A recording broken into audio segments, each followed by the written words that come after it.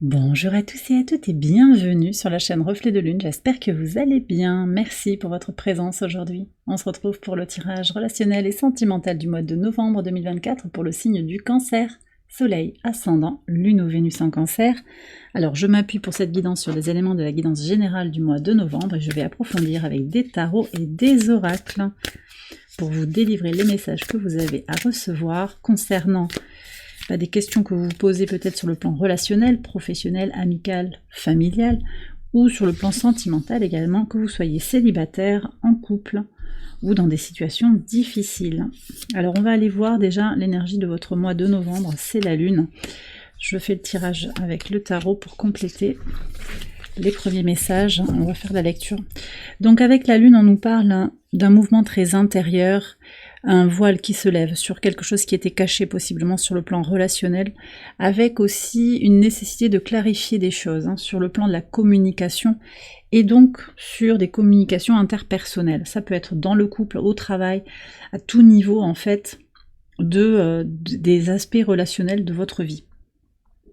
Alors, sur l'entourage proche, on voit qu'il y a un mouvement qui part d'un doute intérieur, peut-être d'un manque de confiance en soi, d'une peur, d'une croyance limitante sur une relation, sur une capacité à aller vers les autres, et quelque chose qui peut, dans l'expression de vous-même, en fait, vous avoir bloqué, ou vous bloquer actuellement.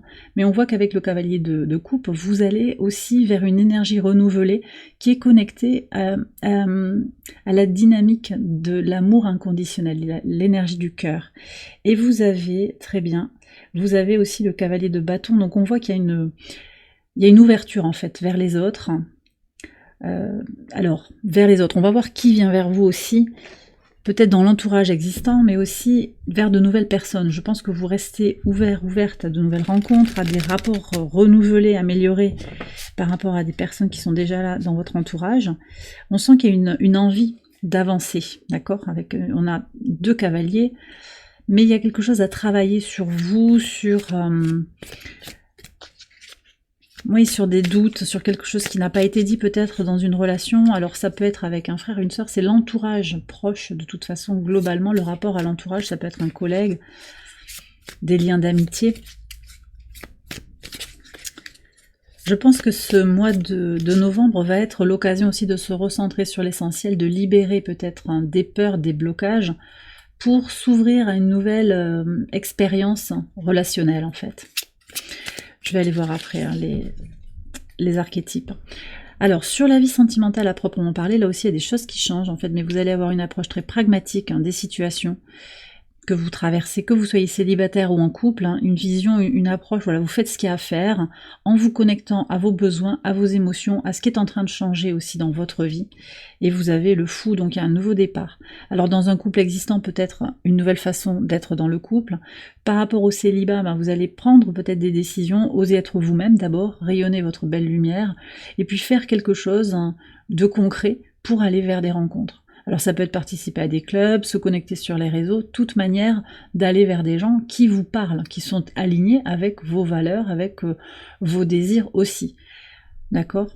Pour certains aussi, il y a peut-être quelqu'un qui gravite autour de vous, qui ne s'est pas encore exprimé, peut-être parce que c'est quelqu'un qui est en crise, en transition, qui a des doutes, qui a des peurs aussi. On voit que ça peut être un ami, une personne qui est pas très loin de vous, sans forcément être complètement dans votre vie, ou qui n'a pas encore déclaré peut-être ses sentiments. Mais là, on voit qu'il y a peut-être un mouvement aussi qui vient vers vous, plus concret, avec une proposition possiblement.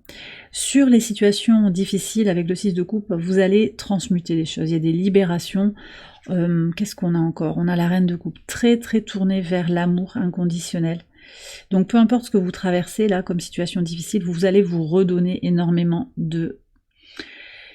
d'amour, d'énergie, de compassion, d'abord vis-à-vis de vous-même, mais aussi vis-à-vis de l'autre, quelle que soit sa posture, notamment si c'est douloureux, si quelqu'un vous fait mal de façon répétée, vous comprenez aussi que c'est parce que cette personne est dans ses blessures. Ça ne veut pas dire que vous acceptez les comportements dysfonctionnels, mais vous voyez comment aussi ils viennent résonner par rapport à une de vos blessures existantes en fait. Et vous transmutez en vous mettant vraiment dans une posture de vous prioriser, de vous valoriser, de vous aimer. Donc peut-être ce que l'autre ne vous donne pas, ou que vous aimeriez, oui, qu'il vous apporte, ou comment ces allers-retours, voyons, on parle de ça, une forme de distance, une forme d'indécision. Et on ira voir avec les archétypes aussi ce qui se passe hein, sur cette situation compliquée. Ça vient peut-être toucher une peur d'être abandonné, une peur d'être rejeté, qui va se transmuter aussi dans le courant de ce mois de novembre, petit à petit, qui se libère. Alors, les archétypes, hein, qui vient vers vous, on a 3 cartes, 4 cartes ici, ok, pour voir. Alors, qu'est-ce qu'on a? D'accord, donc ici j'ai Gémeaux Sagittaire hein, qui viennent. Ok, Gémeaux Sagittaire. Alors c'est la roue de fortune ici, Reine de coupe. Hein. Cancer, Scorpion, Poisson. C'est intéressant parce qu'on a quelqu'un qui vient vous aider aussi, je pense, par rapport à la situation difficile, qui vous éclaire peut-être sur ce parcours. C'est peut-être quelqu'un qui traverse aussi votre une expérience similaire à la vôtre aussi. Qu'est-ce qu'on a? 10 de bâton. J'ai quelqu'un qui est blessé là. Et cavalier d'épée. Alors différentes personnes, signes d'air, signes de feu. Qu'est-ce que j'ai ici? D'abord Balance, Balance, Verseau, encore Gémeaux. Et puis j'ai Bélier, Sagittaire, Lion. On me redonne Scorpion. On me le dit, Scorpion. Moi j'ai des personnes qui transmutent en fait, un peu à votre image. Ce que je ressens dans le tirage, des personnes qui libèrent, qui transmutent des énergies négatives, qui sont dans un processus comme ça de guérison, qui peuvent venir vers vous, des personnes combatives, qui ont été blessées, qui ont été heurtées.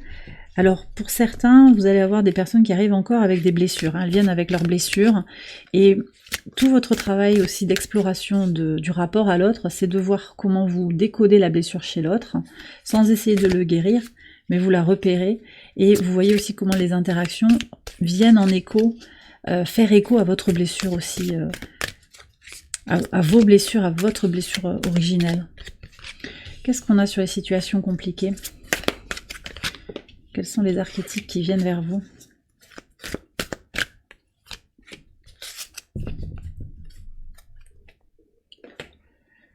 Alors, qu'est-ce qu'on a ici?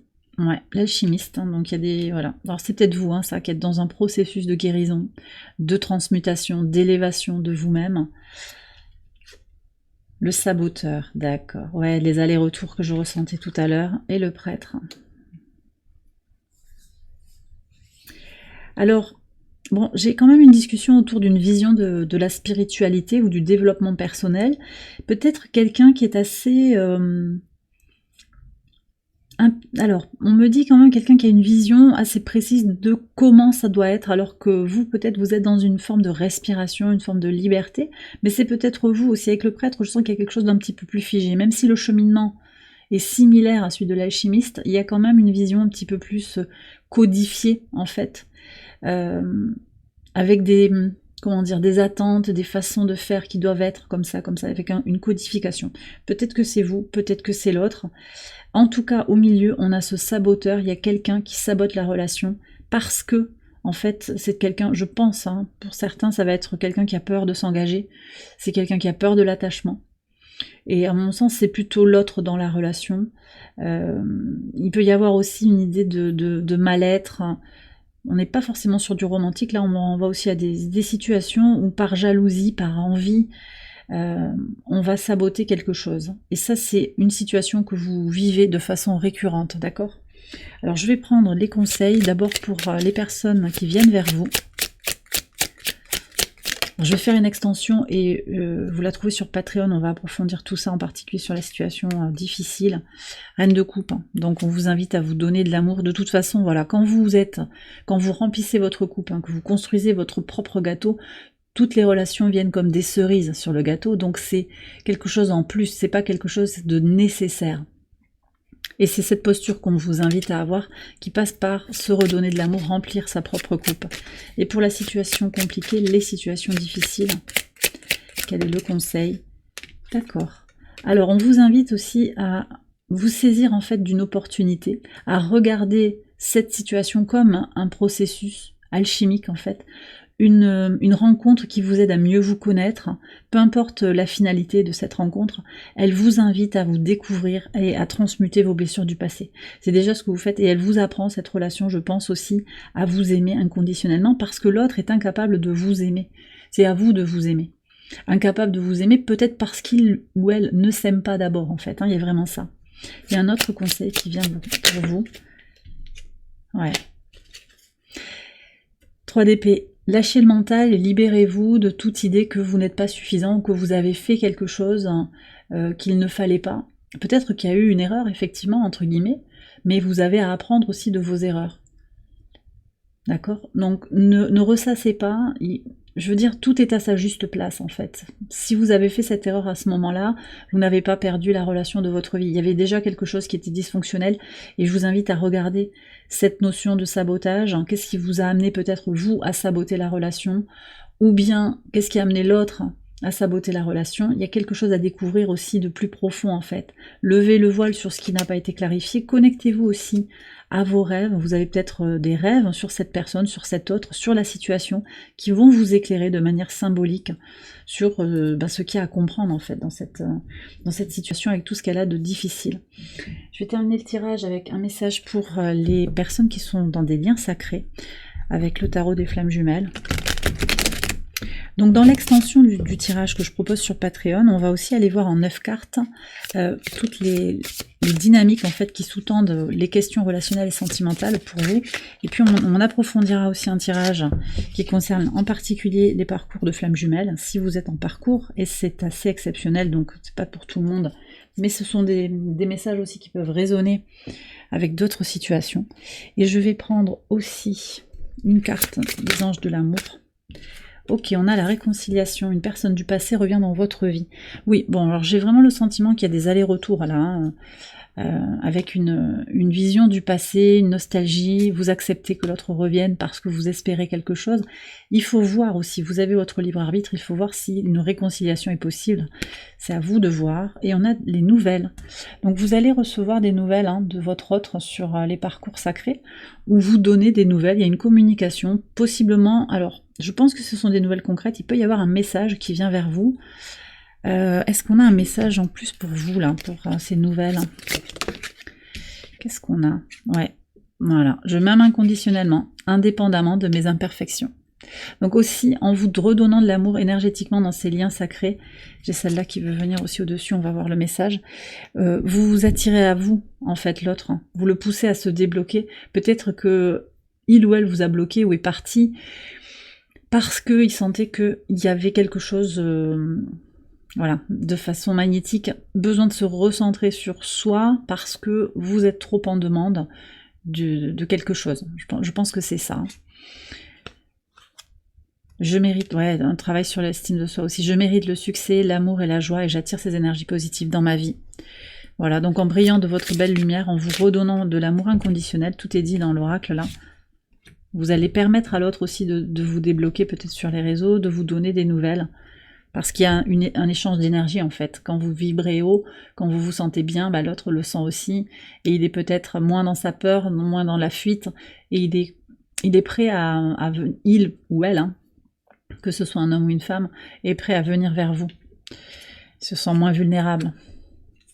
Et pour la réconciliation, il y a quand même le chakra de la gorge qu'on a eu, ouais, vous l'avez eu dans le tirage général, ce chakra de la gorge qui revient. Ma voix est un instrument de guérison, elle apporte la paix et la compréhension. Donc, vous avez peut-être quelque chose à exprimer aussi à cette personne qui revient dans votre vie, si ça vous parle. Peut-être pour mieux comprendre, vous faire comprendre si possible, comprendre l'autre et surtout faire la paix, se réconcilier avec vous-même et avec l'autre pour être en paix.